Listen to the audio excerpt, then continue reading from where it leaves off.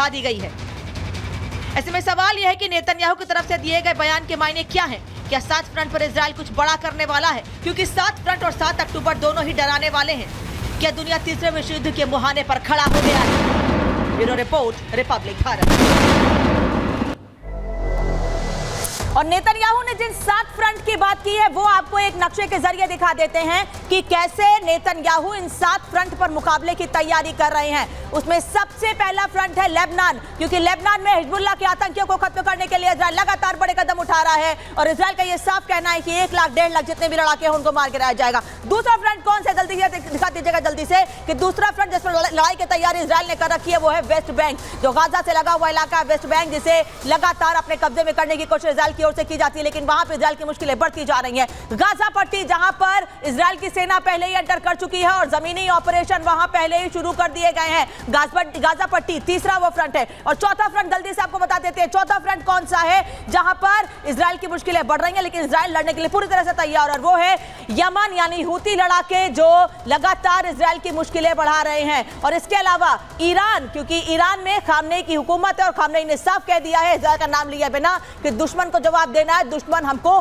बांटना चाहता है, क्योंकि नसरुल्लाह के जनाजे में यह साफ बात उसने कही और दुनिया भर के मुसलमानों को एकजुट होने का आह्वान किया था। इराक, जहां पर कताइब हिजबुल्लाह है, वहां से भी मुश्किलें बढ़ रही हैं और खुद इजराइल के प्रधानमंत्री नेतन्याहू ने यह बात लोगों को संबोधित करते हुए कही है कि ये 7 फ्रंट है जिन पर लड़ाई के लिए हमको पूरी तरह से तैयार रहना है। और 7वां सीरिया, जहां पर लेबनान सीरिया बॉर्डर पर हमले इजराइल के लगातार जारी, और वो है बद्र ऑर्गेनाइजेशन। यहां पर भी इजराइल लगातार हमले कर रहा है और अपने दुश्मनों को बता रहा है कि कैसे 7 फ्रंट पर तैयारी कर ली है इजराइल ने अपने दुश्मनों को जवाब देने की। अब एक और तस्वीर आपको दिखाते हैं कि किस तरह से इजराइल की हिट लिस्ट तैयार हो चुकी है। इन 7 फ्रंट पर लड़ने की तैयारी के साथ साथ इजराइल ने अपनी हिट लिस्ट पूरी तरह से तैयार कर ली है, लेकिन उसके पहले आपको दिखाएंगे कि कैसे हमले का डर अब इजराइल को सता रहा है। यही वजह है कि इजराइल ने अपने पूरे एयर स्पेस को बंद कर दिया है, यानी इजराइल में ना कोई जा सकता है ना कोई वहां से निकल सकता है। ये तस्वीर आपको दिखा रही हूं, आप समझिए कि पूरा एयर स्पेस इजराइल ने अपना बंद कर दिया है। और आज से रही, जिस दिन ईरान ने इजराइल पर हमला किया था उस दिन ही इस एयर स्पेस को पूरी तरह से बंद कर दिया गया था। और इजराइल के साथ साथ ईरान ने भी कुछ घंटों के लिए अपने एयर स्पेस को हमलों के बाद, जबकि ईरान ने इजराइल पर हमला किया था, लेकिन उसके बाद भी ईरान ने भी कुछ घंटों के लिए अपने एयर स्पेस को बंद कर दिया था। लेकिन इस बीच इजराइल ने 7 फ्रंट पर लड़ाई के साथ साथ अपनी हिट लिस्ट भी तैयार कर ली है। उस हिट लिस्ट में कौन कौन है ये भी आपको बता देती हूं।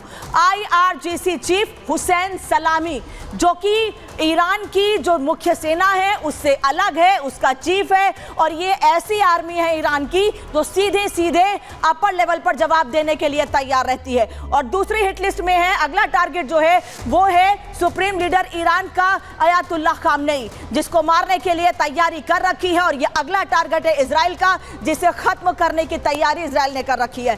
तीसरा बड़ा टारगेट कौन सा है इजराइल का, ये भी आपको बताते थे अगला टारगेट, और ये अगला टारगेट है इस्माइल कानी, जो कि कुद फोर्स का चीफ है। इस्माइल कानी, जिसको इजराइल मारने की तैयारी कर रहा है, उसकी फहरिस्त में ये नाम भी शामिल है। और चौथा जो सबसे बड़ी चुनौती है इजराइल की सेना के सामने वो है याह्या सिनवार, जो कि हमास का चीफ है। वो चुनौती क्यों है इजराइल के सामने ये आपको बता देती हूं, क्योंकि इसको मारने के लिए इजराइल की ओर से खुद कह दिया गया है कि हमने कई बार कोशिशें की हैं लेकिन हम उसको अब तक मार नहीं सके हैं। क्यों नहीं मार सके हैं ये आपको उस तस्वीर में दिखाते हैं। दरअसल याह्या सिनवार जो टनल के अंदर, क्योंकि हमास की यह खासियत है कि टनल के अंदर ही हमास के आतंकी रहते हैं, तो ऐसे में यह शख्स आगे बढ़ता है, लेकिन इसके साथ हमेशा छोटे बच्चे या फिर वो होस्टेजेस होते हैं जिसको 1 साल पहले इजराइल से लेकर गए थे। लेकिन ये याह्या सिनवार, जिसके हाथ में हमेशा एक बैग होता है, ये कहा जाता है कि इस बैग में डायनामाइट होते हैं, विस्फोटक होते हैं। अगर इस पर IDF की ओर से हमला किया जाता है, छोटे छोटे बच्चे जिनको बंधक बना लिया है, जिनके परिवार के लोगों को बंधक बना लिया है, उसको मार गिराना बड़ी चुनौती है। कि अगर याह्या सिनवार को निशाना IDF ने बनाया तो इन बच्चों को, इन होस्टेजेस को, जो इजराइल के रहने वाले हैं, उनको भी नुकसान हो सकता है। और मेहमान इस वक्त मेरे साथ जुड़े हुए हैं मेजर जनरल जीडी बख्शी और विदेश मामलों के जानकार पूर्व राजनयिक मेरे साथ दीपक वोरा जी जुड़े। आप दोनों लोगों का बहुत बहुत स्वागत है। सबसे पहला सवाल जनरल बख्शी आपसे, मैंने एक तस्वीर दिखाई याह्या सिनवार की, वो एक बड़ी चुनौती है। हालांकि इजराइल ने पूरी लिस्ट तैयार कर रखी है किसको किसको मारना है, लेकिन सिनवार बड़ी चुनौती है क्योंकि हमेशा वो छोटे बच्चों के साथ, उन बंधकों के साथ दिखता है जिनको इजराइल से 50 साल बंधक बनाया गया था। एक बड़ी चुनौती इजराइल के सामने। बेशक एक इजराइल, जैसे आपने अच्छा बयान दिया कि वो 7 फ्रंट पर लड़ रहा है, 7 अलग दुश्मनों से, 3 एचिस से, सीरिया इराक के जो शिया मलेशिया है उनसे, और उसके अलावा अब ईरान से सीधे सीधे उसकी टक्कर है।